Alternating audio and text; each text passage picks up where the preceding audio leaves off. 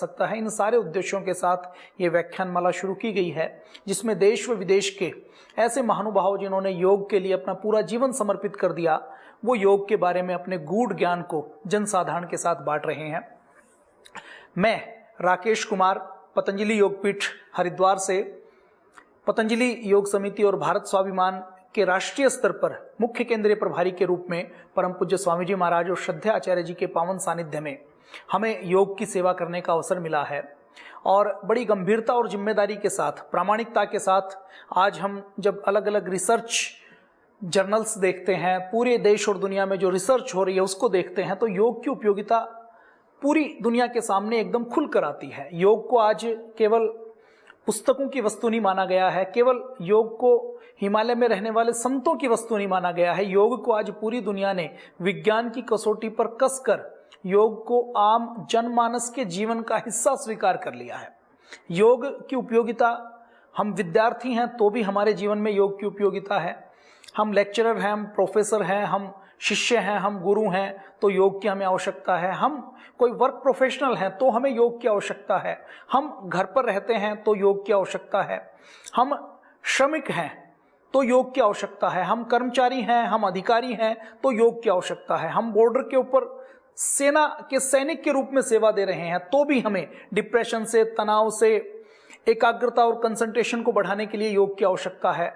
जीवन के किसी भी क्षेत्र में, चाहे सेल्समैन हैं, चाहे व्यापारी हैं, अधिकारी हैं, कर्मचारी हैं, किसान हैं, मजदूर हैं, हाउसवाइफ हैं, कोई विद्यालय में, स्कूल कॉलेज में जाने वाला स्टूडेंट है जो परीक्षा के स्ट्रेस में आता है, जीवन का कोई ऐसा अंग, कोई ऐसा कोना नहीं है जहां पर योग की उपादेयता, योग की उपयोगिता नहीं है। और योग की इस उपयोगिता को परम पूज्य स्वामी जी महाराज जैसे बहुत से हमारे योग गुरुओं ने, योग ऋषियों ने इसको समझा है। और पूज्य स्वामी जी महाराज ने पतंजलि योगपीठ के माध्यम से लगभग 25 वर्ष पूर्व एक संकल्प लिया कि हमें दुनिया के सभी देशों में और घर घर तक योग को पहुंचाना है। हमें मानव जाति को आधुनिक होने वाले बीमारियों के आक्रमण से, विनाश से बचाना है और साथ ही साथ इस पूरी मानवता को, इस पृथ्वी को पर्यावरण की रक्षा करते हुए विश्व शांति की स्थापना करनी है। और ये विश्व शांति की स्थापना अगर पूरी दुनिया के अलग अलग प्रोटोकॉल की बात करें, यूनाइटेड नेशंस की बात करें, तो उसके कुछ प्रोटोकॉल्स पर, संविधान पर किसी व्यक्ति को आपत्ति हो सकती है, लेकिन हम योग में यदि महर्षि पतंजलि की बात करें, महर्षि पतंजलि के अष्टांग योग में केवल यम नियम की बात करें, तो पूरी दुनिया के सारे कानून, सारे संविधान, उनको एक तरफ रख दिया जाए और केवल यम नियम के ऊपर पूरी दुनिया की सरकारें, पूरी दुनिया के व्यक्ति सहमत हो जाएं, तो हमें किसी भी प्रकार से अलग से, किसी भी प्रकार के टकराव की, किसी भी प्रकार के आतंकवाद की कहीं कोई गुंजाइश नहीं बचेगी। तो महर्षि पतंजलि का यह योग, भारत का यह योग, भारत के पूर्वजों का यह योग मानव जाति के इतिहास में, मानव जीवन के व्यक्ति से लेकर एक संस्कृति तक, एक समाज तक, एक राष्ट्र तक, जीवन के हर अंग में इस योग की उपादेयता है। योग की मैं अगर केवल रिसर्च की बात करूं तो गूगल स्कॉलर के ऊपर हम जब गूगल करते हैं तो हम जैसे ही योग के क्लिनिकल कंट्रोल ट्रायल की बात करते हैं, बेनिफिट्स ऑफ योगा की बात करते हैं, तो 1 सेकंड के 20वें हिस्से में लगभग 52,000 परिणाम आते हैं। 52,000 पूरी दुनिया में योग के ऊपर इतनी जो साइंटिफिक रिसर्च है वो चल रही है, उसके ऊपर चर्चा चल रही है। और यदि हम इसको योग के ऊपर, योग बेनिफिट्स ऑफ योगा के क्लिनिकल कंट्रोल ट्रायल की बात करें, हम जिसको साइंस में सबसे ज्यादा, जिसके ऊपर प्रामाणिक कहा जाता है और जिसको ये कहा जाता है कि कोई भी दवा जब लॉन्च होती है तो उसका क्लिनिकल कंट्रोल ट्रायल किया जाता है, उसके बाद ही उसको आरटीसी से लेकर दूसरी चीजें करने के बाद ही उसको पूरी मार्केट में लॉन्च किया जाता है। तो उसकी भी बात करूं तो 1 सेकंड के 20वें हिस्से में लगभग 47,500 रिजल्ट गूगल स्कॉलर के ऊपर आते हैं कि योग के ये बेनिफिट हैं और ये क्लिनिकल कंट्रोल ट्रायल हो चुके हैं।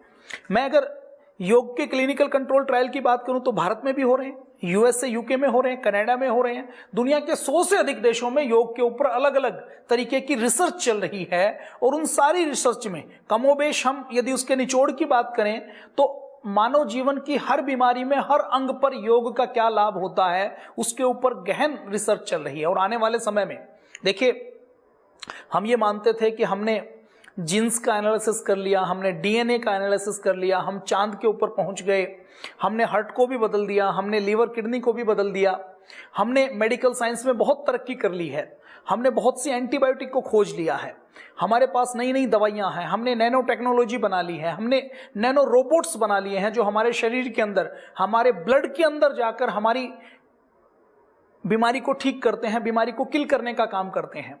हमने रोबोटिक सर्जरी का आविष्कार कर लिया। लेकिन इन सारी अचीवमेंट के बाद 1 वर्ष पूर्व इसी मार्च के महीने में एक संकट आया, एक छोटा सा वायरस, नोवल कोविड कोरोना। उस छोटे से वायरस ने हमारे पूरी विज्ञान की तरक्की को, हमारी मेडिकल साइंस की एडवांसमेंट को, हमारी मेडिकल साइंस की खोजों को, हमारे अब तक की एंटीबायोटिक को, हमारे अब तक के चिकित्सा विज्ञान की उपलब्धियों को घुटनों के बल ला दिया। यूएसए, यूके जैसे देश, जहां पर यह लगता था कि बीमारियों को लोग भूल गए हैं, जहां पर यह लगता था कि हम तो कुछ भी कर सकते हैं, उन देशों में भी जो डेथ का रेशो है वो बहुत ज्यादा रहा। भारत जैसे देश से अगर हम तुलना करें तो भारत जैसे देश के बारे में यह कहा जाता था कि भारत के अंदर तो साफ सफाई नहीं है, भारत के अंदर तो बेड नहीं है, भारत के अंदर तो हॉस्पिटल नहीं है, भारत के अंदर तो महामारी से लड़ने का मैकेनिज्म नहीं है, भारत के अंदर तो इंफ्रास्ट्रक्चर नहीं है। भारत में ये कोरोना आया तो भारत में कोरोना ब्रस्ट होगा, कोरोना बहुत तेजी के साथ फैलेगा। जब ये सारी संभावनाएं जताई जा रही थी, तो आज हम जब देखते हैं 1 साल बाद, तो यूएसए, यूके, दूसरे देशों में कोरोना जितना फैला और जितना डेथ रेट रहा, भारत जैसे देश में कोरोना फैलने के बाद डेथ रेट वो नहीं रहा। तो इसके पीछे भी कहीं ना कहीं भारत की परंपराओं में, हमारे यहाँ जो योग का विज्ञान है, जो सांस लेने का विज्ञान है, जो सोने जागने का विज्ञान है, जो खाने पीने का विज्ञान है, उसकी एक बड़ी भूमिका रही है। तो मानव जाति के सामने एक छोटा सा कोरोना वायरस का संकट आया और मानव जाति की सारी नैनो टेक्नोलॉजी, मानव जाति की सारी मेडिकल एडवांसमेंट, सारी रिसर्च, सारी दवाइयां कुछ काम नहीं आई। छोटे से वायरस के सामने हार माननी पड़ी। तो इस छोटे छोटे वायरस जो कोरोना आया है, वैज्ञानिकों को यह मानना है कि जैसे आकाश में जितने तारे हैं उससे ज्यादा वायरस की अलग अलग प्रजातियां हैं। हम एक वायरस के लिए कोई एक टीका बनाएंगे तो कोई नया वायरस आ जाएगा, उसका नया वेरिएंट आ जाएगा, उसका स्ट्रेन चेंज हो जाएगा। तो हमारे इन सारी समस्याओं को, वायरस की समस्याओं को, बैक्टीरिया की समस्याओं को, बीमारियों की समस्याओं को, तनाव की समस्या को, डिप्रेशन की समस्या को यदि हम समाधान के रूप में देखें तो योग इसका समाधान है। हम वायरस से बाहर के एंटीबायोटिक से या दवाई से नहीं लड़ सकते। हमें यदि वायरस से लड़ना है तो हमें अपने अंदर के सिस्टम को मजबूत करना पड़ेगा, और ये अंदर के सिस्टम को मजबूत करने की बात योग प्राणायाम करता है, ध्यान करता है, आसन करता है। तो इस योग की उपादेयता इस कोरोना के काल के बाद पूरी दुनिया ने और समझी है। अंदर की इम्यूनिटी कैसे बढ़ती है उसके बारे में और लोगों की जिज्ञासा बढ़ी है, और दुनिया के लोग, देश के लोग, भारत के लोग और योग की ओर आ रहे हैं, योग को अपना रहे हैं, नित्य जीवन में योग कर रहे हैं। और इस कोरोना के काल में ऐसे लाखों एग्जाम्पल आए हैं जिसमें जिन लोगों को कोरोना हुआ उन्होंने योग किया। और देखिए, कोरोना वायरस जब अटैक करता है तो सबसे पहले हमारे रेस्पिरेटरी सिस्टम में जाकर, हमारे फेफड़ों में जाकर, हमारी एल्वियोलीज के अंदर, वो हमारे म्यूकस मेम्ब्रेन में जाकर अपने आप को मल्टीप्लाई करता है, और वहीं से कोरोना वायरस के संक्रमण की शुरुआत होती है।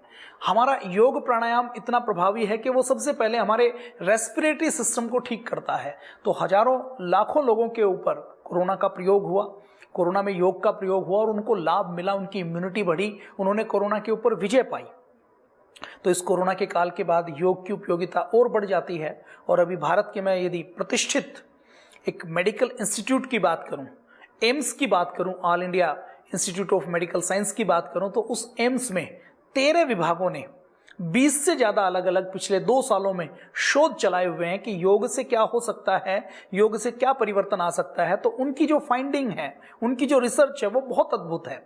मैंने अभी चर्चा की थी कि जब गूगल स्कॉलर में बेनिफिट्स ऑफ योगा या benefits of yoga clinical control trial डालते हैं तो 1 सेकंड के 20वें हिस्से में लगभग 47,500 रिजल्ट्स आते हैं। तो इसका मतलब क्या है कि पूरी दुनिया में योग की एप्लीकेशन के बारे में, योग की उपयोगिता के बारे में बहुत गंभीरता के साथ चर्चा हो रही है। तो एम्स के अंदर जो रिसर्च हुई, वो रिसर्च ये कहती है कि यदि कोई व्यक्ति नियमित रूप से 15 से 20 मिनट तक भी योग करता है तो वो अस्थमा को ठीक कर सकता है, अपने फेफड़ों को ठीक कर सकता है, और अस्थमा का अटैक उसका कम हो जाएगा। योग एक रिसर्च एम्स में यह भी की गई कि यदि कोई व्यक्ति जिसको हार्ट अटैक हुआ है, एंजियोप्लास्टी की गई है या बाईपास सर्जरी की गई है, उसको दोबारा हार्ट अटैक आने के चांसेस रहते हैं, वो यदि 1 घंटा योग करता है तो ये रिसर्च रिपोर्ट आई कि उसके हार्ट अटैक होने की संभावनाएं न्यूनतम रह जाती हैं, ना के बराबर रह जाती हैं।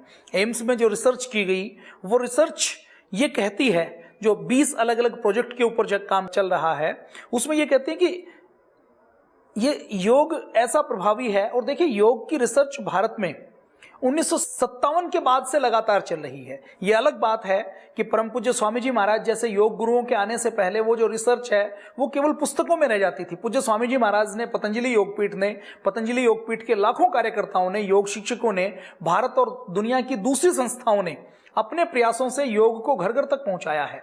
परम पूज्य स्वामी जी महाराज पिछले 25-30 सालों से लगातार प्रातः 5 बजे उठकर अलग अलग शहरों में जाकर, अलग अलग गांवों में जाकर, अलग अलग स्थानों पर जाकर लाखों लोगों को सुबह 3-5 बजे उठाते हैं, उनको योग करवाते हैं। और इस कोरोना के काल में लगातार एक रिकॉर्ड बनाते हुए सोशल मीडिया के माध्यम से, मेन स्ट्रीम मीडिया के माध्यम से, इंडिया टीवी के ऊपर योग से कोरोना को हराने के लिए, कोरोना की जंग को जीतने के लिए लगातार 365 से अधिक दिनों से यह कार्यक्रम लगातार चल रहा है। तो एम्स में जो 20 परियोजनाओं में ये पाया गया, तो उन्होंने ये पाया गया कि वो लगभग 61 रिसर्च पेपर पब्लिश भी कर चुके हैं। और उसमें ये पाया गया कि जितनी क्रोनिक डिजीज हैं, जिसमें किसी मरीज को यदि कोई क्रोनिक डिजीज होती है तो उसका तनाव लगातार बढ़ता चला जाता है, स्ट्रेस बढ़ता है और बीमारियों से लड़ने की क्षमता कम हो जाती है, इम्यूनिटी कमजोर पड़ जाती है। तो यदि वो डिप्रेशन के मरीज योग करते हैं तो उनका कॉन्फिडेंस लेवल बढ़ जाता है, उनके अंदर जो तनाव पैदा करने वाले हार्मोन्स हैं वो कम हो जाते हैं और हैप्पी हार्मोन्स का सेक्रेशन बढ़ जाता है। ये योग से होता है, ये एम्स की रिसर्च कहती है।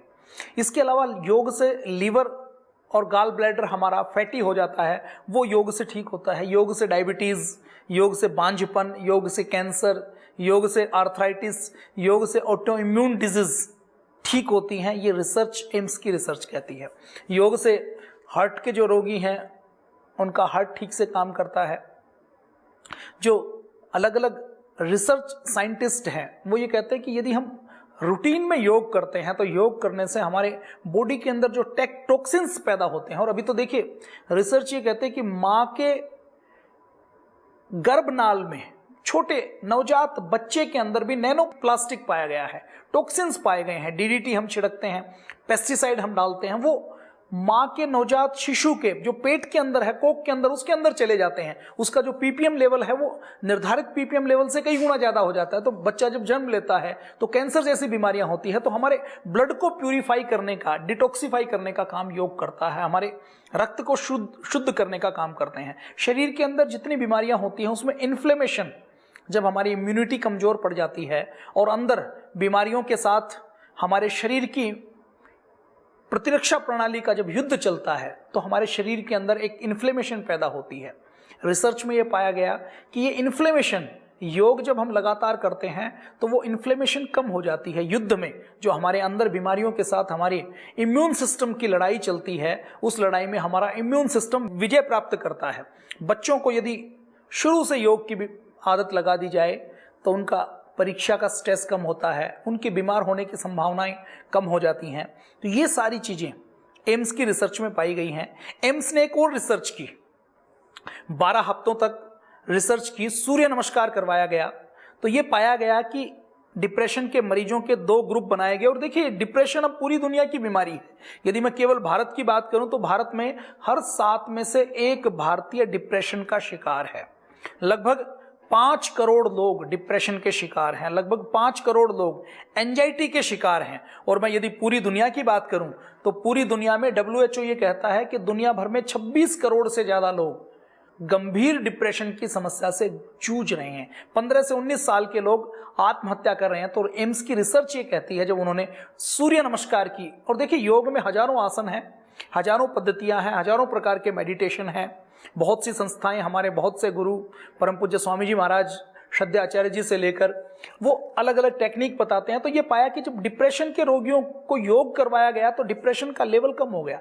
केवल एक ग्रुप को केवल दवाई दी गई और एक ग्रुप को दवाई के साथ साथ योग करवाया गया तो उनको 60% अधिक लाभ मिला। ऐसे ही एक उत्तराखंड में मैं हूं, उत्तराखंड में ही ऋषिकेश में all India institute of medical science है, एम्स में, एम्स ऋषिकेश में आंखों के अंदर जो ग्लूकोमा होता है, जो काला मोतिया होता है, उसके ऊपर एक शोध की गई। 2 साल तक वो शोध चला। उस शोध का रिजल्ट ये कहता है कि जिनको ग्लूकोमा था, काला मोतिया था, उनके 2 ग्रुप बनाए गए। एक ग्रुप को सिंपल दवाइयां दी गई और दूसरे ग्रुप को योग भी साथ साथ करवाया गया। तो जिस ग्रुप को योग करवाया गया, ये पाया गया कुछ दिन योग करवाने के बाद कि उस ग्रुप में ग्लूकोमा के ऊपर, आंखों के ऊपर जो प्रेशर है, जो दबाव है, वो दबाव 20% तक कम हो गया। तो ये योग के लाभ एम्स ऋषिकेश की मैंने एक बात की। इसके अलावा एम्स दिल्ली में जो रिसर्च हुई उसमें जो एस्थमेटिक COPD के पेशेंट हैं उनको योग से तत्काल लाभ मिलता है, क्योंकि योग पूरी बॉडी के ऊपर इफेक्ट करता है, लेकिन योग और प्राणायाम में जो प्रभाव शुरू होने का रास्ता है वो फेफड़ों से, हमारे रेस्पिरेटरी सिस्टम से शुरू होता है। मेटाबॉलिक सिंड्रोम, जो कई मिलीजुली बीमारियां होती हैं, इन मेटाबॉलिक सिंड्रोम में हमें मोटापा होता है, कोलेस्ट्रॉल हो जाता है, फिर BP हो जाता है। और मेटाबॉलिक सिंड्रोम जिसको होता है, डायबिटीज होने की संभावना उन लोगों को सामान्य व्यक्तियों से 5 गुना ज्यादा हो जाती है। हार्ट की डिजीज के चांसेस 2 गुना ज्यादा बढ़ जाता है। रिसर्च में ये पाया गया है कि अलग अलग प्रकार की लाइफस्टाइल डिजीजेस मेटाबॉलिक सिंड्रोम से लगती हैं। मेटाबॉलिक सिंड्रोम के रोगियों को योग करवाया गया तो उनको बहुत लाभ महसूस हुआ, उनके स्ट्रेस हार्मोन्स कम हो गए। बांझपन के ऊपर डिपार्टमेंट ऑफ फिजियोलॉजी में रिसर्च की गई तो रिसर्च में पाया गया कि बांझपन में, इनफर्टिलिटी में योग बड़ा काम करता है, डायबिटीज में योग बड़ा काम करता है, टाइप 2 डायबिटीज की राजधानी भारत बनता जा रहा है, मोटापे में बहुत काम करता है, न्यूरो मस्कुलर डिस्ट्रोफी में, डिसऑर्डर में, मिर्गी में, लकवा में, डिप्रेशन में योग बहुत काम करता है। हमारे ब्रेन की जो अल्फा वेव हैं वो बढ़ जाती हैं। स्ट्रोक की वजह से कई लोगों को लकवा हो जाता है, तो योग प्रोटोकॉल जिनको लकवा के रोगियों को करवाया गया, जिनको स्ट्रोक हुआ, एक ग्रुप को केवल दवाइयां दी गई, एक ग्रुप को दवाइयों के साथ योग दिया गया, तो उनकी जो बॉडी का बैलेंस है वो बहुत इंप्रूव हो गया। उनकी स्पीच, उनकी आवाज बहुत अच्छी होगी, बॉडी के ऊपर कंट्रोल उनका बढ़ गया। तो ये सारी चीजें एम्स की रिसर्च में मिली हैं। पतंजलि योगपीठ में भी बहुत सी रिसर्च चल रही है। मैं केवल यदि पतंजलि की बात करूं तो पतंजलि योगपीठ में हजारों प्रकार की रिसर्च चल रही है। पतंजलि का जो रिसर्च डिपार्टमेंट है उसका एक स्पेशल लेक्चर भी आपको डॉक्टर सरली टेलिस ने इसके लिए रिकॉर्ड किया है। मैं संक्षेप में यदि उसकी बात करूं तो पतंजलि की एक अपनी बड़ी रिसर्च टीम योग के ऊपर, आयुर्वेद के ऊपर शोध करने में लगी हुई है।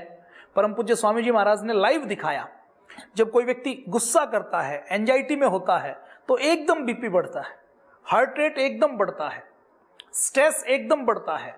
और आधुनिक मशीनों पर जिसमें लाइव BP की, हार्ट रेट की मॉनिटरिंग हो रही है, उसी में पूज्य स्वामी जी महाराज ने फिर अनुलोम विलोम भस्त्रिका करके दिखाया। जैसे ही अनुलोम विलोम भस्त्रिका करते हैं, जैसे योग करते हैं, तो जैसे BP बढ़ता है वैसे ही उतनी ही तेजी के साथ BP नॉर्मल होता है, हार्ट रेट नॉर्मल होता है।